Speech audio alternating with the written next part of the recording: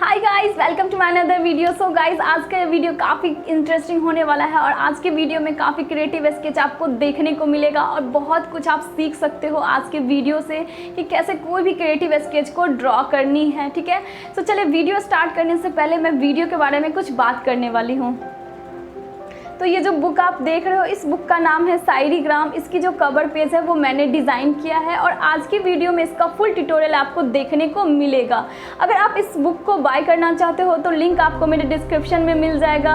Amazon और फ्लिपकार्ट दोनों ही जगह अवेलेबल है, आप चाहो तो बाय कर सकते हो। और अगर आपको मेरी वीडियो अच्छी लगी तो वीडियो को ज़रूर लाइक कर देना और नए चैनल पर नए हो तो ज़रूर चैनल को सब्सक्राइब कर लेना और बेल आइकन को प्रेस कर देना। इससे आने वाली नोटिफिकेशन को कभी भी आप मिस नहीं कर पाओगे।